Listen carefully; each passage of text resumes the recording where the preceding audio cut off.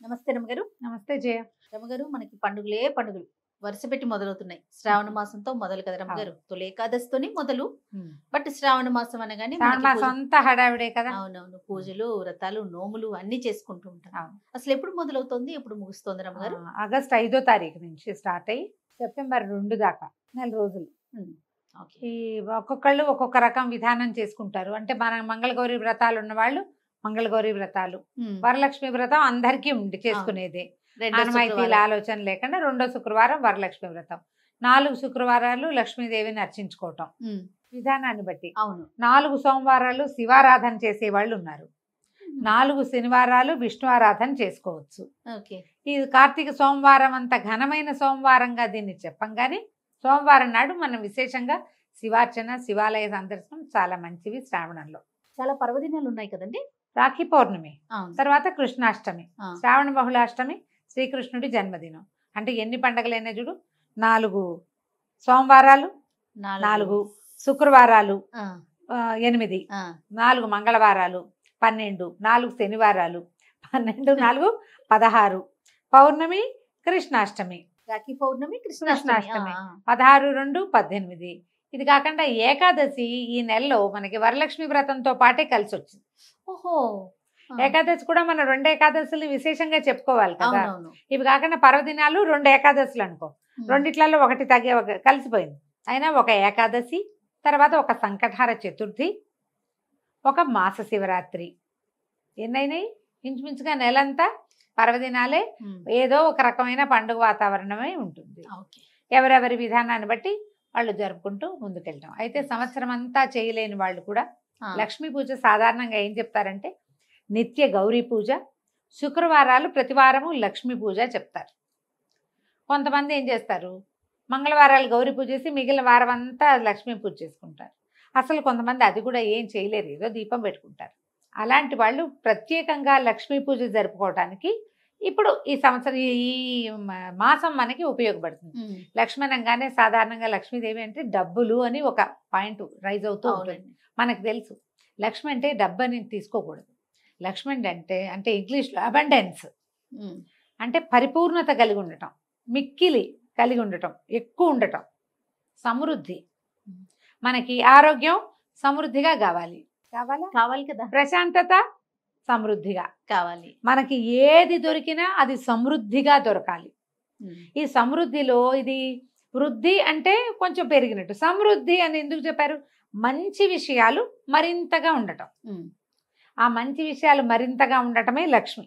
దానికోసం ఈ సంవత్సరం ప్రతి సంవత్సరం చేసుకున్నట్టుగానే వరలక్ష్మి వ్రతము, ఆ రోజు కుదరకపోతే ఏ ఇబ్బందులు వస్తే 3వ రోజు 4వ రోజు చేయలేకపోయాము, ఇంట్లో వీలు లేదు, అలా ఉన్నప్పుడు మిగిలిన 3 వారాలు ఏదో ఒక వారమైన లక్ష్మీ పూజ చేసుకోవచ్చు. ప్రత్యేక లక్ష్మీ పూజనం కోసమే శ్రావణ మాసం చెప్పబడింది. ఇంకా పూజకి సంబంధించి మనం ఎలా సన్నద్ధం కావాలి రమ్మగారు? శ్రావణ మాసానికి సంబంధించి అన్ని రెడీ చేసుకోవటం, దేవుని పటాలు రెడీ చేసుకోవటం, పూజా మందిరాన్ని రెడీ చేసుకోవటం, ఇవన్నీ కూడా ఎప్పటి నుంచి మొదలు పెట్టమంటారు? అమావాస్య నాడు శుభ్రం చేసుకుంటే మంచిది. అమావాస్య నాడు దేవుడి ఇల్లు కడుక్కోవటము, దేవుడి సామాన్లన్నీ కడిగి పెట్టుకోవటము, దేవుడి మందిరం తుడిచిపెట్టుకోవటము, అమ్మవారి పూజకు కావాల్సినవి ఏర్పరచుకోవటము. ఇది సోమవారం వచ్చిందని నేను అనుకుంటున్నాను. శ్రావణ సోమవారంతో మొదలు 5వ తారీఖు. ఒకవేళ ముందు రోజుల్లో మీకు కుదరలేదు, పాడ్యమి నాడు కూడా శుభ్రం చేసుకోవచ్చు. శ్రావణ మంగళవారాలు నోములు ఉన్న వాళ్ళు మంగళవారపు నోములు రెండో రోజునే, నెల వచ్చిన 2వ రోజు నుంచే స్టార్ట్ అవుతుంది. మంగళవారానికి ఒక ప్రత్యేకమైన విధి విధానం ఉంది. అందరూ చేయొచ్చా, చాలా మంది అడిగే ప్రశ్న అది. మీకు ఆసక్తి ఉంటే గౌరీ పూజ చేసుకోవచ్చమ్మా. మాకు ఎప్పుడో అయిపోయినాయి శ్రావణ మంగళవారం నోములు. పెళ్ళైన 6-7 సంవత్సరాలకే అయిపోయింది. 5 ఏళ్ళు చేస్తారు.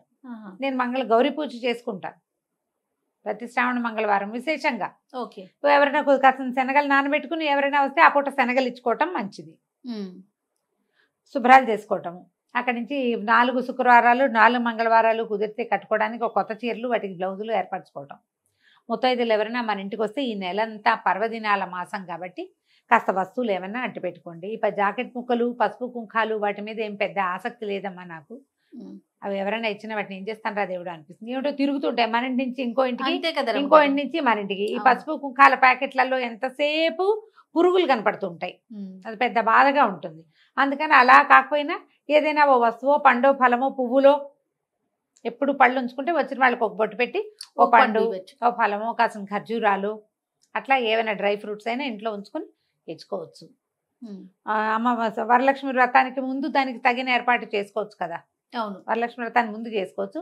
మా శ్రావణ మంగళవారం నోములు ఉన్న వాళ్ళు దానికి ఏర్పరచాల్సిన విధి విధానాలు అంటే బియ్య పిండి నానబెట్టుకోవడం, బియ్యం నానబెట్టుకుని పిండి పట్టుకోవటము, పద్ధతి ప్రకారం ఏమేం చేయాలో వాటన్నిటిని ఎవరింటి పద్ధతి ప్రకారం వాళ్ళు. దీని మీద ఒక పెద్ద ప్రశ్న జనరల్ గా అందరు అడిగేది, వెజిటేరియన్స్ గా ఉండాలా ఈ మాసం అంతా కూడా ఉండాలా? నీకు కూడా ఉంది కదా ఆ క్వశ్చన్.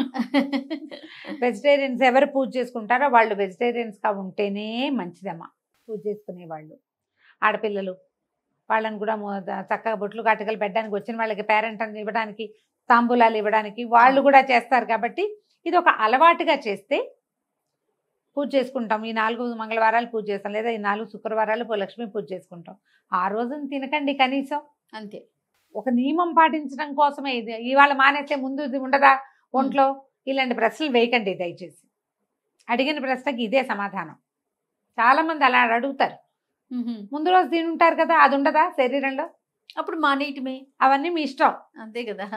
పూజ రోజున వండకండి, తినకండి, పెట్టకండి, సరిపోయింది కదా, క్లియర్ గా. అంతే. అప్పుడు ఇంట్లో వాళ్ళకి కూడా అంతే. ఏ రోజున మీరు ప్రత్యేకంగా పూజ చేసుకుంటారో ఆ రోజున మీకు ఇది పనికొస్తుందా అన్న అనుమానం ఉన్న పనిని చేయొద్దు. నన్ను అడగక్కర్లా. అంతే, అనుమానమైన పనిని చేయకూడదు. ఇంకప్పుడు పీరియడ్స్ ఉంటాయి రమ్మగారు, 2వ శుక్రవారం వరలక్ష్మి వ్రతం చేసుకోలేకపోతారు. అలాంటి వారు మరి 3, 4లోకి వెళ్ళొచ్చు, అంతేనా? చేసుకోవచ్చు. మామూలుగా 3వ వారం మురికి వారం అని చెప్తారు చెయ్య. ఎందుకు అలా అంటారో తెలీదు. మా వైపు అయితే ఆ పాయింట్ ఉంది. 3వ వారం చేసుకోకుండా 4వ వారం చేసుకుంటారు. కాకపోతే ఏంటంటే వరలక్ష్మి కథలో మనకి ప్రత్యేకంగా ఏం చెప్పారు, పౌర్ణమికి ముందు వచ్చే శుక్రవారము అని ఖచ్చితంగా చెప్పబడింది. అవును, ఖచ్చితంగా చెప్పబడింది. ఆ రోజు వైశిష్ట్యం వేరుంటుంది. అవకాశం ఉంటే ఆ రోజునే చేసుకోండి. మీకు ఈ తప్పించుకోలేని స్థితి ఉందనుకో అప్పుడు చేయగలిగేది ఏం లేదు. అలా కాకుండా 2వ వారం వద్దనుకున్నానండి, నేను 4వ వారం చేసుకుంటానండి అనకూడదు. ఖచ్చితంగా 2వ వారమే చేసుకోవాలి. మీకు అవకాశం లేనప్పుడు ప్రధానమైనది స్త్రీ సంబంధిత సమస్యలు ఒకటి, ఏదైనా అత్యవసర ప్రయాణము, మీరు ఇంకో చోటకి వెళ్ళవలసి వస్తే అక్కడ, అలాంటి చోట తప్ప మీరు అందరూ చేసుకుంటారు కాబట్టి నేను ఈ వారం మానేసి ఇంకో వారం చేస్తానంట మాత్రం చాలా తప్పు. అలా చెయ్యొద్దు. మీకు కుదరని పరిస్థితి అయితే ఈ వారం వదిలిపెట్టండి, పై వారం చేసుకోండి. లేదా వచ్చే వారం మనకి ఇబ్బంది వస్తుంది అనుకుంటే మొదటి వారమే చేసుకోండి హాయిగా. అంతే కదా, మన ఇబ్బందిని బట్టి. ఇబ్బంది ఏమీ లేదు. ఇబ్బంది లేకుండా మానేసి నేను 4 చేస్తా 3 చేస్తా అదంత మంచి పద్ధతి కాదమ్మా. అడ్వైజబుల్ అయితే కాదు. ఇంకా ఈ మాసం అంతా పాటించాల్సిన నియమ నిబంధనలు ఏమన్నా ఉన్నాయి రమ్మగారు? నియమానికి నిబంధనకి ఏముంది చేయ, రెగ్యులర్ గా మనం చెప్పేది అంతే. పర్వదినాల మాసం ఇది. అన్నీ కూడా లక్ష్మీదేవికి ప్రీతికరంగా ఉండేది. ఇప్పుడు శ్రావణ సోమవారాలు చేస్తాం అనుకుందాం. అవును, మర్నాడే గౌరీ పూజ చేస్తాం. శివుడు పార్వతి ఇద్దరిని పూజిస్తాం కదా మనం. అవును కదా. ఇప్పుడు భార్యాభర్తలు అన్యోన్యంగా ఉండాలని మీకు ఇంకొకళ్ళు చెప్పాలా? కరెక్ట్ అండి కదా. ఈ మాసం అక్కడి నుంచి శ్రావణ శుక్రవారం లక్ష్మీ పూజ చేస్తాం, శనివారం విష్ణు పూజ చేస్తాం. లక్ష్మీదేవి గురించి ఏం చెప్తాం మనం? పార్వతీదేవి గౌరీ ఏమో భర్తలో సగభాగం ఆవిడుంది. లక్ష్మీదేవి ఏమో నిత్యానపాయిని, భర్తను వదిలిపెట్టి ఉండదు, అనుపగామిని అంటే అసలు విడిగా వెళ్ళదు ఆవిడే. భర్త ఎక్కడ ఉంటే అక్కడ ఉంటుంది, నేను ఎక్కడో ఉంటా అందు. వాళ్ళిద్దరు పక్క పక్కన ఉంటారు. మరి ఇద్దరు పక్క పక్కన ఉండే భార్యాభర్తల్ని పక్క రోజులు అర్చిస్తూ మొగుడిని తిడితే ఎలాగమ్మా? అంతే, తిట్టకూడదు కదా. భార్యాభర్తలు కొట్లాడుకోకండి. తగాదాలు వచ్చే ఏ పనులకి దారి తీయద్దు. ఎంత కలిగితే అంతే పూజమా, ఘనత కాదు కావాల్సింది. ఈ పండగ ఈ పర్వదినాల్లో నేను ఎంత బాగా పెట్టాను, ఎంత పూజ చేశాను, ఎంతమందికి వాయినాలు ఇచ్చాను, ఎంత పెద్దగా తాంబూలాలు ఇచ్చాను కాదు, ఎంత శ్రద్ధగా పూజ చేసుకున్నాను. కాస్త పాయసమే చేస్తాం, 1/2 కేజీ శనగలే నానబెడతావు. ఎంత శక్తి ఉంటే అంతే చెయ్యి, శ్రద్ధగా భక్తితోటి చేయటం. ఓకే. ఈ రోజుల్లో శ్రావణంలో భర్తతోటి అక్షింతలు వేయించుకోవాలని చెప్తారు చేయ బాగా. ఇవే ఒకటే కదా స్త్రీల వ్రతాలు చేసే నెల ఇది. అవునవును. మిగిలిన ఇప్పుడు కార్తీకం చూడు అందరిదీను, మార్గశీరం అందరిదీను, మాఘం అందరిది. ఇది ఆడవాళ్లే చేసుకునేది కదా. మంగళవారమో శుక్రవారమో మీరు పూజ చేసుకుంటే సాయంకాలం భర్త చేతికి అక్షింతలు ఇచ్చి దండం పెట్టి అక్షింతలు వేయించుకోండి. పతి పరమేశ్వర హోతాహే అనుకోవాలన్నమాట. కాబట్టి అనుకోండి, చేయించండి తప్పకుండా. ఇప్పుడు మనం చేసేది ఏంటంటే ఎప్పుడు కూడా వివాహితలైతే మనకు వివాహం బాగుండాలని, ఎక్కువ కాలం మన జంట ఇలా కొనసాగుతూ ఉండాలని, మనకి రావాలి ఈ అబండెన్స్ అంతా అని మనము జంట దేవతల్ని పూజిస్తాం ఈ మాసంలో. శివపార్వతుల్ని, లక్ష్మి విష్ణు లక్ష్మీనారాయణులు ఇద్దరిని పూజిస్తాం. వీళ్ళిద్దరూ ఒకళ్ళనొకళ్ళు విడిచి ఉన్న వాళ్ళు కాదు. అవును, వాళ్ళని ఆదర్శంగా తీసుకోండి.